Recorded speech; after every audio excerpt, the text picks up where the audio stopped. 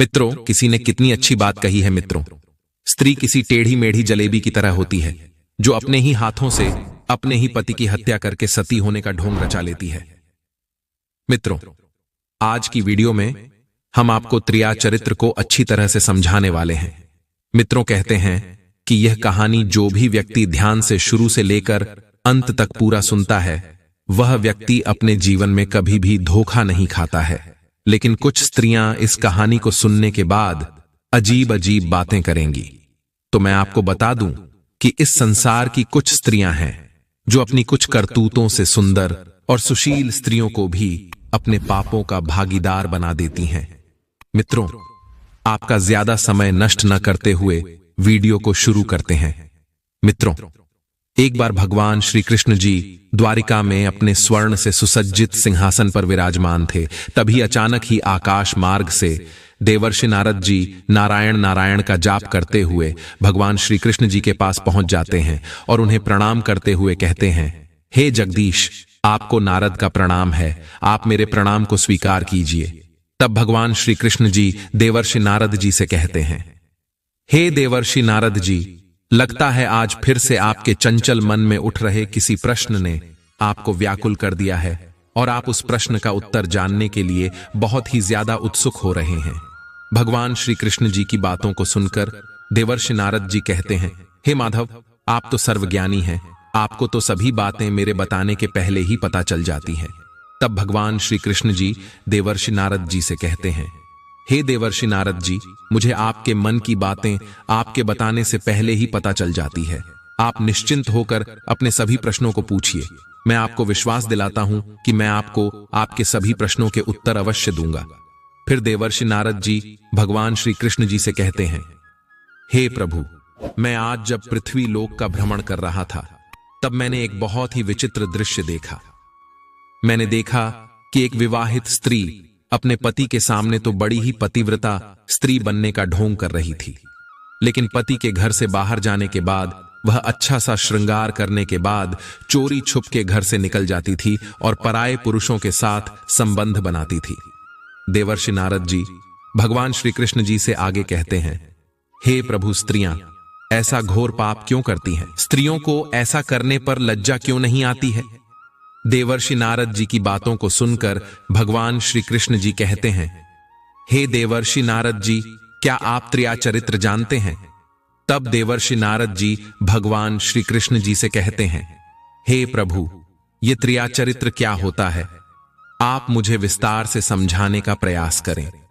फिर भगवान श्री कृष्ण जी कहते हैं, हे देवर्षि नारद जी, अगर आप त्रिया चरित्र नहीं जानते हैं तो आप कुछ नहीं जानते हैं। किसी भी स्त्री की त्रिया चरित्र से ही की जा सकती है। चलिए, मैं आपको एक कहानी के द्वारा त्रिया चरित्र को समझाता हूं, लेकिन आपको इस कहानी को शुरू से लेकर अंत तक पूरा अवश्य सुनना होगा।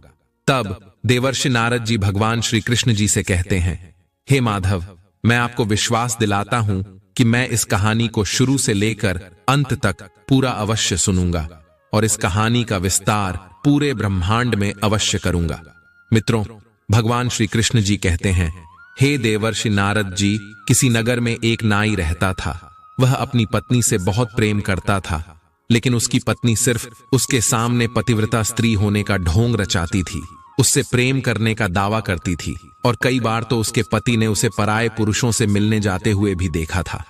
वह नाई अपनी पत्नी के इस स्वभाव से बहुत चिंतित रहता था, किंतु वह उससे इसके बारे में कुछ भी नहीं पूछता था, क्योंकि उसे अच्छी तरह से पता था कि अगर वह इस बारे में उससे कोई भी बात पूछेगा तो वह तो खुद को पतिव्रता स्त्री ही बताएगी और झूठा आरोप लगाने पर मुझे छोड़ देगी और अपने प्रेमी से अलगाव कर लेगी।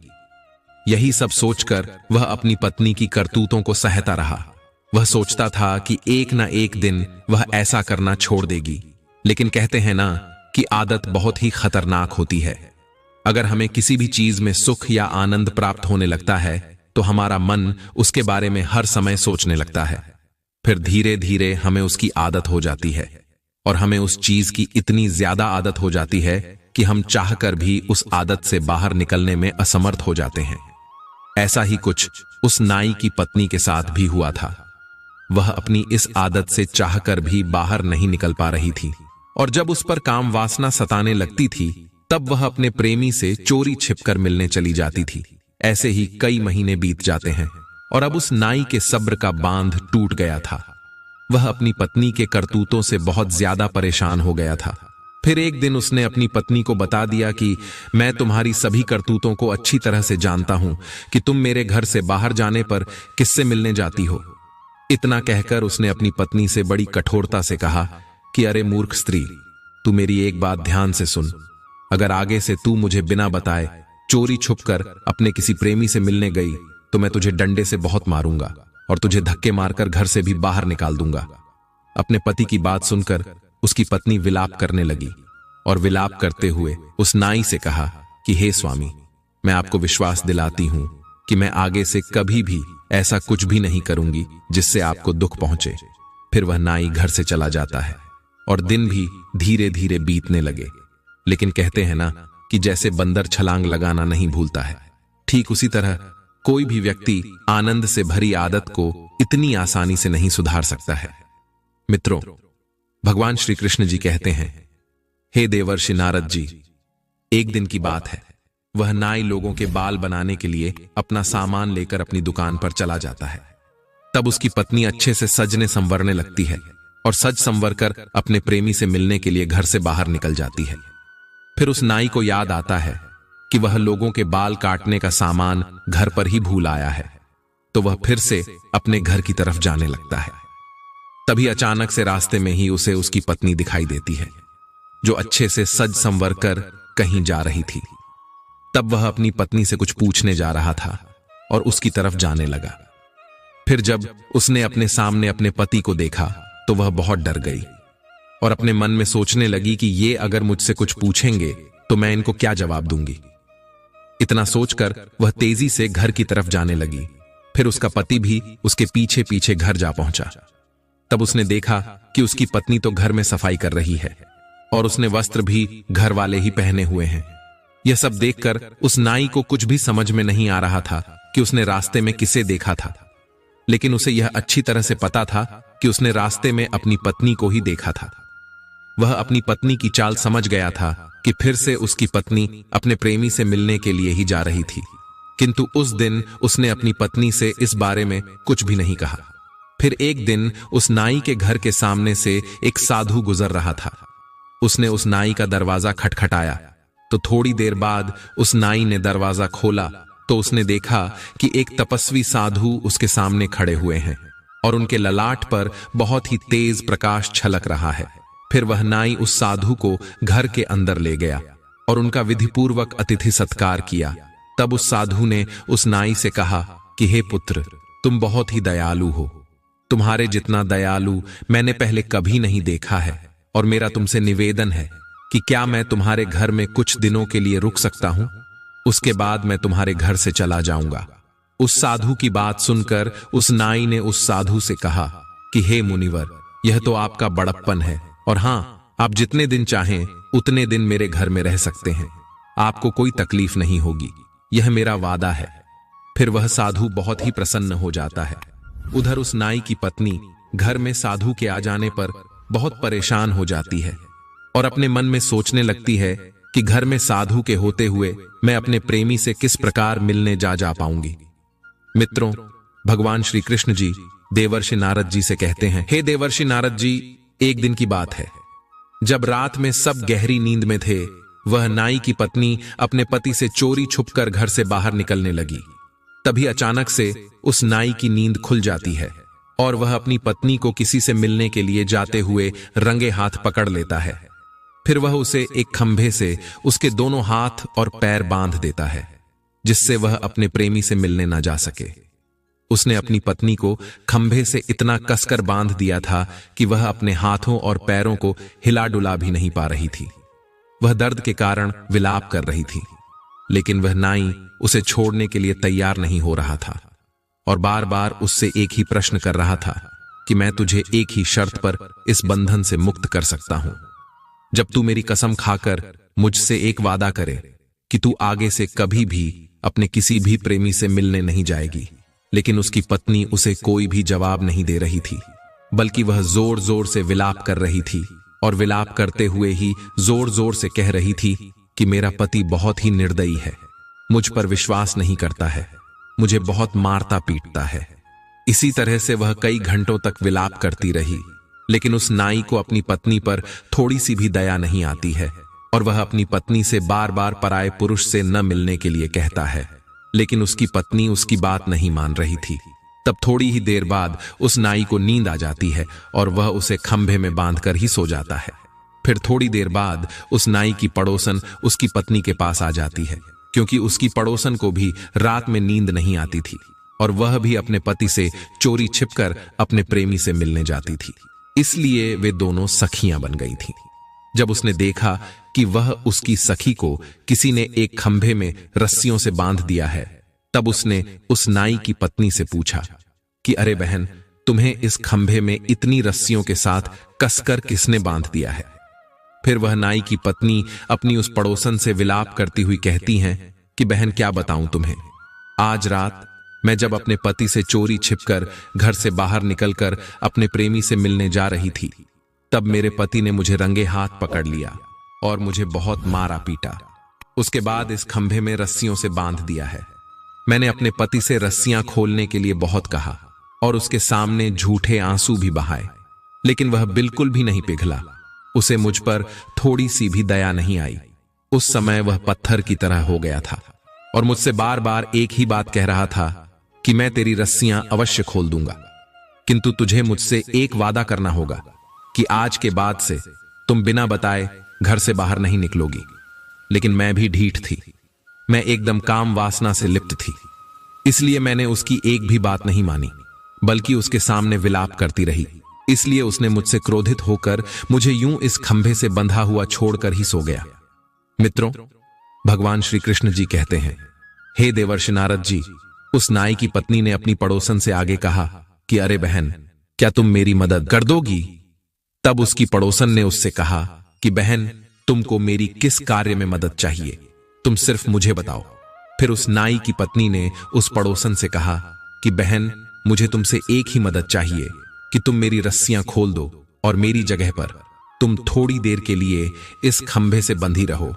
जब मैं अपने प्रेमी से मिलकर वापस आ जाऊंगी, तब मैं तुम्हारी रस्सियां खोल दूंगा, फिर तुम मुझे इस खंभे से बांध देना।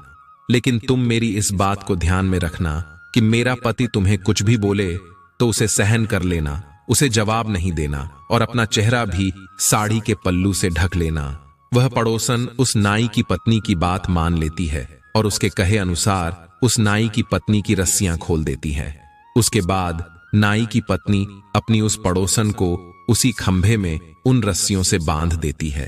फिर वह अपने प्रेमी से मिलने के लिए घर से बाहर निकल जाती है। इधर उसकी पड़ोसन उसके स्थान पर खंभे से बंध कर खड़ी हुई थी।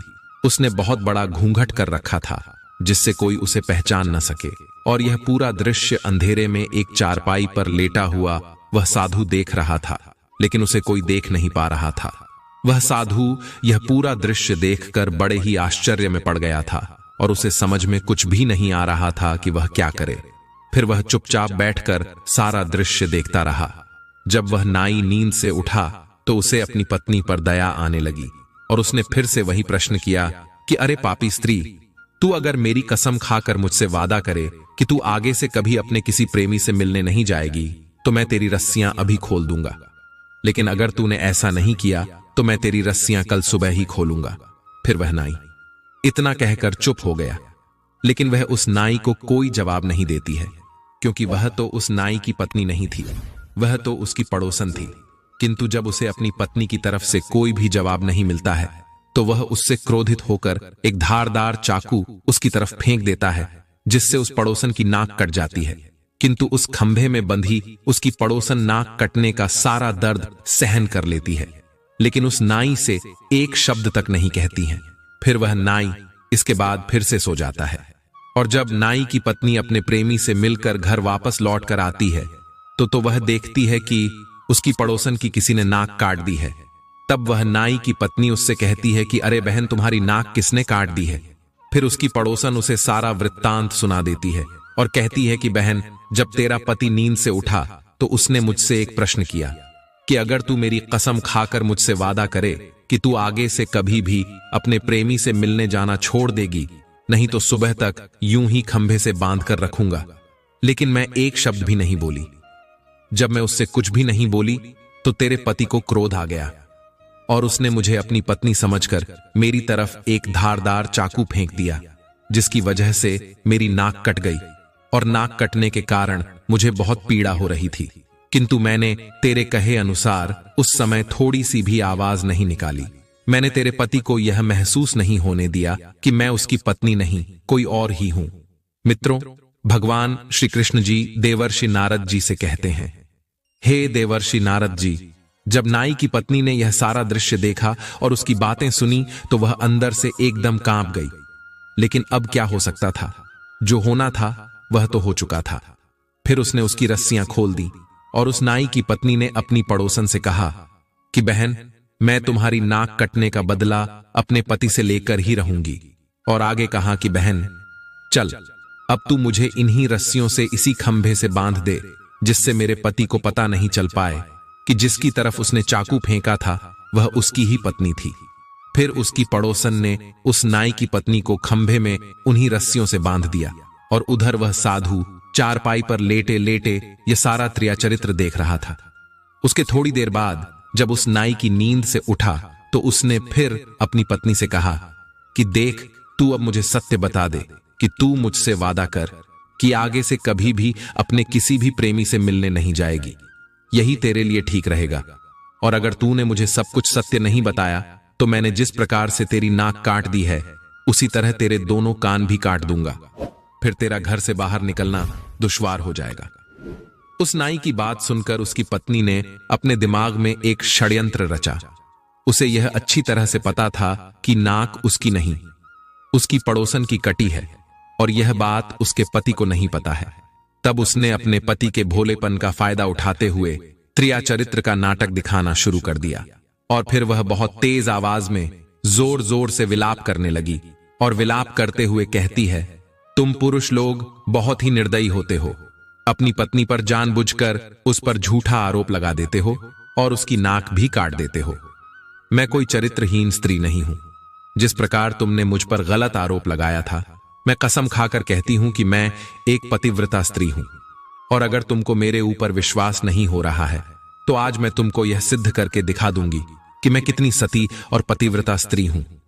इतना कहकर उसने आकाश की ओर देखा और ईश्वर को संबोधित करते हुए बोली कि हे प्रभु, हे नारायण, हे माता पार्वती, हे समस्त देवी देवताओं, हे दसों दिशाओं, आप मेरी बात सुनो और मेरे साथ न्याय करो।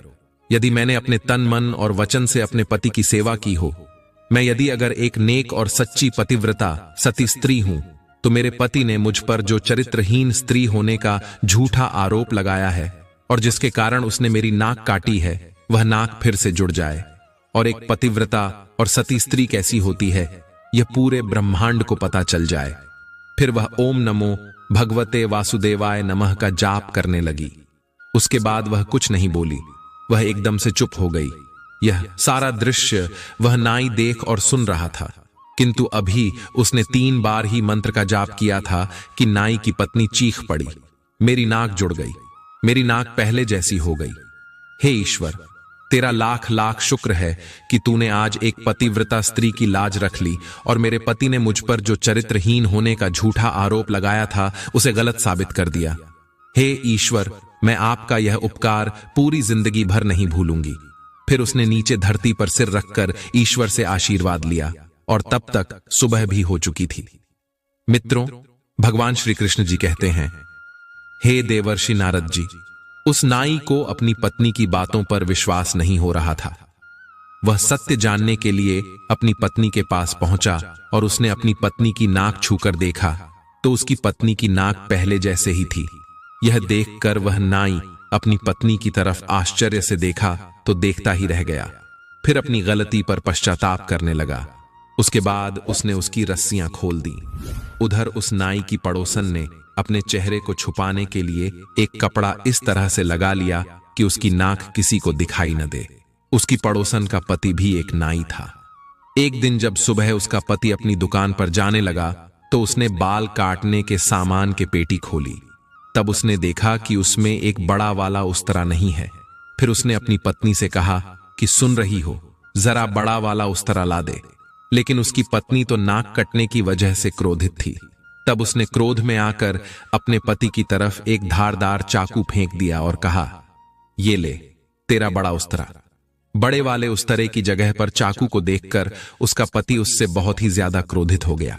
फिर क्रोध में आकर ही उसने अपनी पेटी खोली और उसमें से एक सबसे छोटा वाला उस्तरा निकालकर अपनी पत्नी की तरफ फेंक दिया। अब तो उसकी पत्नी का षड्यंत्र सफल हो गया था। वह तो यही चाहती ही थी कि उसके ऊपर उसका पति कुछ फेंके और वह अपने पति को खुद से दूर कर दे और वह अपने प्रेमी से अलगाव कर ले। फिर उसके बाद वह अपनी नाक पकड़कर जोर जोर से विलाप करने लगी और विलाप करते हुए कहने लगी कि अरे मेरे क्रूर पति ने मेरी नाक काट दी। फिर उसकी आवाज सुनकर उसके घर के आस पड़ोसी इकट्ठा हो गए। देखते देखते उसके घर के सामने भीड़ का उमाड़ लग गया। और जब उन लोगों ने उस नाई की पत्नी की नाक देखी तो उसकी नाक कटी हुई थी और उसके एक हाथ में एक छोटा वाला उस्तरा भी था। वह उन सभी से जोर जोर से कह रही थी कि उसके पति ने उसे जानबूझकर चरित्रहीन स्त्री बताकर उसकी नाक काट दी है।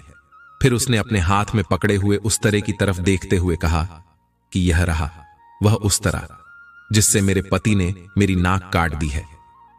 जब लोगों ने उस नाई की पत्नी की बात सुनी तो उन सभी लोगों ने उस नाई की पत्नी की बात को सत्य मान लिया। फिर वे सभी लोग उस नाई पर बहुत ही ज्यादा क्रोधित हो गए और उन सभी लोगों ने उस नाई को बहुत पिटाई की।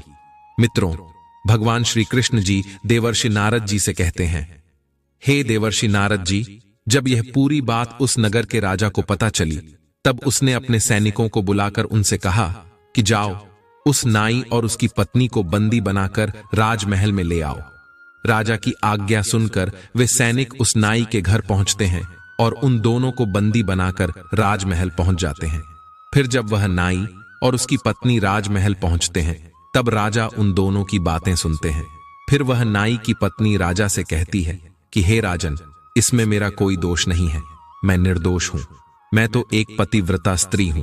फिर उसने स्वयं को एक पतिव्रता स्त्री बताकर अपने पति पर आरोप लगा दिया कि मेरे पति ने मुझे चरित्रहीन स्त्री बताते हुए मेरी नाक इस उस्तरे से काट दी। उस समय वह उस्तरा उसके हाथ में ही था और उसकी नाक भी कटी हुई थी। उधर उसका पति खुद को निर्दोष बता रहा था, किंतु सारे सबूत उसके खिलाफ थे। तब उस नगर के राजा ने अपने मन में सोचा कि एक पत्नी अपने पति पर गलत आरोप क्यों लगाएगी। इतना सोचकर उस नगर के राजा ने उस नाई को दोषी ठहराते हुए उसे मृत्युदंड देने का आदेश दे दिया। फिर इस मृत्युदंड की चर्चा पूरे नगर में आग की तरह फैल गई। और जब उस नाई को मृत्युदंड देने की यह बात उस नाई के पड़ोसी के घर में ठहरे हुए उस साधु को पता चली तब वह बहुत ही चिंतित हो गया, क्योंकि उस साधु को उन दोनों स्त्रियों के त्रियाचरित्र का संपूर्ण ज्ञान था, जिसके झांसे में वह निर्दोष पड़ोसन का पति आ गया था, उसे मृत्युदंड दिया जा रहा था। तब उसने राजा साहब को उन दोनों स्त्रियों के बारे में सारी बातें बताने का निश्चय किया। फिर वह साधु राजा के पास गया और उसने राजा साहब को संपूर्ण घटनाक्रम सुना दिया। उसके बाद राजा ने उस नाई के पड़ोसी को दरबार में बुलवाया। फिर उस नाई की पत्नी और उसकी पड़ोसन से सारी बातें सच सच बताने के लिए कहा। तब उन दोनों ने राजा को सारी बातें सच सच बता दी और अपने षड्यंत्र को भी बता दिया। अब सारा मामला राजा की समझ में आ गया था, क्योंकि सारा मामला स्पष्ट हो गया था और उन दोनों स्त्रियों का अपराध सबके सामने आ गया था, जिससे वह नाई निर्दोष साबित हो गया था। उसके बाद इस षड्यंत्र के लिए राजा साहब ने उन दोनों चरित्रहीन स्त्रियों को मृत्युदंड देने का आदेश दे दिया। किंतु उस समय यह नियम था कि स्त्री बालक और साधु को मृत्युदंड नहीं दिया जा सकता है। इसलिए राजा साहब ने अपने सैनिकों से कहा कि इन दोनों स्त्रियों के नाक और कान काटकर इन्हें छोड़ दो, जिससे ये कभी भी ऐसा पाप करने के बारे में नहीं सोचेंगी। फिर राजा के सैनिक ने उन दोनों स्त्रियों के नाक और कान काटकर उन्हें छोड़ दिया। मित्रों, भगवान श्री कृष्ण जी कहते हैं, हे देवर्षि नारद जी, कसम खाकर सती हो गई। न जाने कोई यह एक अबूझ पहेली है जिसे देवी देवता तक समझ नहीं पाए, है तो मनुष्य कैसे समझ पाएंगे। एक स्त्री का चरित्र एक अबूझ पहेली है। वह किसी जलेबी की तरह जटिल व्यक्तित्व की स्वामिनी होती है। वह चरित्रहीन होते हुए भी सती सावित्री होने का ढोंग रचाती हैं और किसी भी स्त्री के चरित्र को समझना बहुत ही कठिन होता है। उस पर उम्मीद से ज्यादा विश्वास नहीं करना चाहिए। मित्रों, भगवान श्री कृष्ण जी कहते हैं, हे देवर्षि नारद जी, अब तो आपको आपके सभी प्रश्नों के उत्तर इस कहानी के द्वारा मिल ही गए होंगे। तब देवर्षि नारद जी कहते हैं, हे प्रभु, आज आपने मुझे बहुत ही महत्वपूर्ण ज्ञान दिया है। मैं आपको विश्वास दिलाता हूं कि मैं इस ज्ञान का विस्तार पूरे ब्रह्मांड में अवश्य करूंगा। मित्रों, अगर आप सभी लोगों ने अभी तक हमारे चैनल को सब्सक्राइब नहीं किया है, आप सभी लोग हमारे चैनल को भी सब्सक्राइब करें। कमेंट बॉक्स में राधे राधे लिखना ना भूलें और इस कहानी से किसी भी स्त्री या पुरुष के हृदय को ठेस पहुंची हो तो हमें क्षमा करना